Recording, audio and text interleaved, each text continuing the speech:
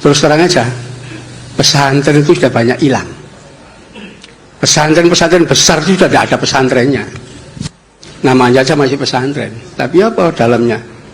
Ada MI, Sanawiyah, Aliyah, sekolah tinggi agama. Itu sekolah itu, bukan pesantren. Ya. Kenapa? Mengaji Sorokan Bandongan sudah tidak ada. Tinggal. Ya, beberapa yang lihat tuh. Justru pesantren itu di situ. Ya. Saya bicara soal sistem pesantren. Kenapa? Saya dulu tahun 89 itu ngambil S2 di IKIP Pendidikan. Tesis saya tentang pesantren. Ya. Pesantren itu sistem pendidikan modern. Kenapa? Ciri modern itu liberal, pragmatis. Itu ciri orang modern. Pesantren itu paling liberal. Kenapa? Tidak ada absensi kok. Ya. Sekolah belajar karenmu, nggak belajar karenmu. Ya. Loh, nggak ada itu absensi. Oh, ini tidak masuk sekian, boleh. Nggak masuk, nggak ikut mata pelajaran juga boleh. Nggak ada seragam, itu nggak ada. Ya.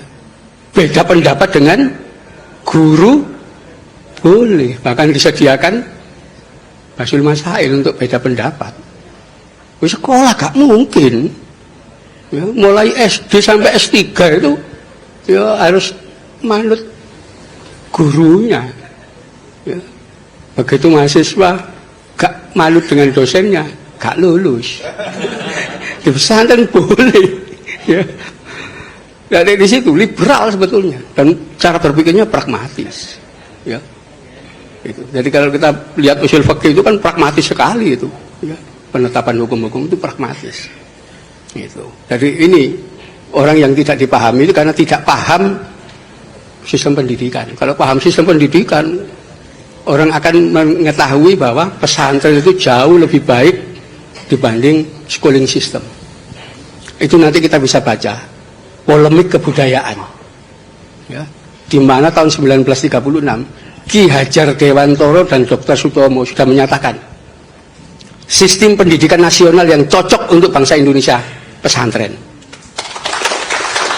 Ya. Ternyata saat itu Belanda ketakutan. Loh, pesantren itu selalu berontak ya. Ya. Ini luar biasa ini kalau sampai jadi pendidikan nasional, nggak lama terusir. Ya. Disitulah oleh Belanda dimunculkan pegawainya dia yang dipercaya. Namanya Sultan Takdir Ali Sabana. Ya, dia diangkat menjadi direktur Balai Pustaka, penerbitan percetakan terbesar milik pemerintah Belanda. Disitulah Sultan Takdir menulis tulisan-tulisan bahwa pesantren itu sekolah primitif, ya, yang menolak modernisme dan seterusnya. Di situ muncul pesantren itu tempatnya orang bodoh-bodoh, ya, primitif, tidak maju menolak modern. Dr. Sutomo sekolah itu justru nanti mencetak kuli, mencetak buruh, ya, itu tulisan Dr. Sutomo. Setelah lulus sekolah dengan modal ijazah, dia akan antri mencari kerja jadi buruh, jadi kuli. Keras sekali tulisan Dr. Sutomo itu. Ya. Karena itu beliau itu sekalipun dokter tidak mau jadi dokternya pemerintah, praktek sendiri ke masyarakat. Ya. Luar biasa waktu itu. Terjadilah sampai Sanusi Pane ikut. Ya. Itu mencela juga pandangan Sultan Takdir. Tapi karena Dr. Sutomo mendadak meninggal, nggak tahu kenapa mendadak dalam usia muda meninggal, nggak berlanjut. Ya. Kenapa? Ki Hajar Dewantoro sudah sangat tua. Ya. Akhirnya disitulah sampai membuat taman sisma macam-macam itu sebetulnya menggabungkan antara pesantren dengan sekolah. Itu polemik kebudayaan, nggak boleh kita lupakan. Ya. Dan memang kalau kita waktu itu menerima konsep dari Dr. Sutomo dan Ki Hajar Dewantoro menerapkan pesantren sistem, ya kita katakan sistem ya, bukan lembaga, itu Indonesia pasti sudah maju. Ya, kenapa? Karena pertama liberal, ya, orang boleh berpikir beda pendapat dan seterusnya, dan kedua pragmatis. Sekolah enggak, pelajarannya dogmatik, doktriner. Ya. Kan itu makin lama orang sekolah di ya, lembaga namanya sekolah ini, dia makin menjadi the classman, manusia kelas. Kenapa? Loh, mulai taman kanak-kanak, SD, SMP, SMA, S1, S2, S3, belajarnya di dalam kelas, dia tidak tahu dunia luar. Ya, karena itu didoktrin ya, pengetahuannya sempit di dalam kelas itu. Ya. Karena itu kalau kita lihat lulusan-lulusan paling tinggi di sekolah itu akan kelihatan. Oh, ini doktor ekonomi. Ya. Itu belajar ekonomi itu sampai berapa tahun? Mulai TK sampai S3 itu 27 tahun itu di dalam kelas. Karena itu ketika mereka diminta, Bapak dokter yang pakar ekonomi, bisa tidak menerapkan, mengaplikasikan pengetahuan ekonominya dalam dunia real? Nggak bisa, teori pintar. Ya. Kenapa? Fakta sejarah menunjukkan konglomerat sak dunia itu tidak ada yang dokter ekonomi. Oh iya, SD gak lulus, SD, ya, SMP, orang-orang itu, ya, sampai kemarin itu istrinya Bill Gates itu drop out, ya. Belum pernah. Nanti silakan dibuka aja. Ada nggak dokter ekonomi yang jadi konglomerat? Nggak ada.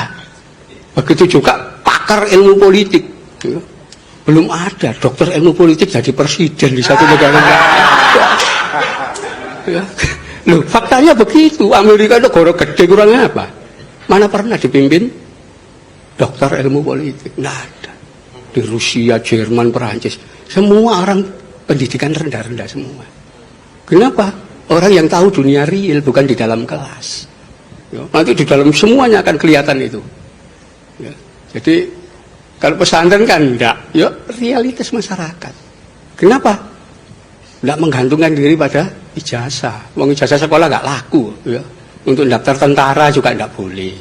Daftar polisi juga, apa ini pesantren? Enggak dianggap. Ya, tapi itu fakta. Ya. Bahkan kalau kita mau buka sejarah bagaimana kaum sarungan yang dianggap primitif itu, ya, dalam sejarah kita, yang melahirkan TNI itu orang-orang dari pesantren mayoritas. Ya. Itu fakta. Ya. Saya nulis buku judulnya Fatwa dan Resolusi Jihad. Ya. Sekarang masih proses. Saya nggak ngerti kenapa terlambat, padahal sudah selesai Desember 2016 kemarin. Sampai sekarang ini nunggu. Kata pengantar aja belum selesai. Ya, harusnya sudah dibaca semua orang. Ya, bahwa yang melahirkan negara ini itu adalah golongan dari pesantren. Termasuk yang membidani lahirnya TNI. Anda bisa bayangkan TKR ketika dibentuk, ya, 5 Oktober 1945, tanggal 10 Oktober sudah diumumkan. Ya, TKR itu memiliki 10 divisi. Ya, 10 divisi, satu divisi isinya 10.000 pasukan. Ya, itu terdiri dari 4-5 brigade. Divisi pertama jelas ditulis di situ, dipimpin oleh Kolonel Kiai Haji Samun. Ada Kiai Hajinya di situ. Ya, silakan data ini dilihat di Pusat Sejarah ABRI. Loh ada. Ya. Itu divisi kedua Kolonel Kiai Haji Aruji Kartawinata. Ada Kiai Hajinya dihilangi. Ya. Komandan Resimen 17 Letnan Kolonel Iskandar Idris. Itu ada semua. Ya. Komandan-komandan batalion itu gelarnya kiai-kiai semua. Ya. Di Malang itu Kiai Iskandar Sulaiman, mayor. Ya. Kiai Abdul Manan Wijaya. Ya. Sampai pahlawan di Malang itu ada namanya Hamid Rusdi. Itu ketua Ansor Malang dulu. Ya. Yang meninggal dalam pertempuran dan jadi pahlawan. Ya. Ini kenapa hilang dari sejarah gitu loh. Ya. Itu saya ungkap semua di buku Fatwa dan Resolusi Jihad. Ya, bahwa TNI itu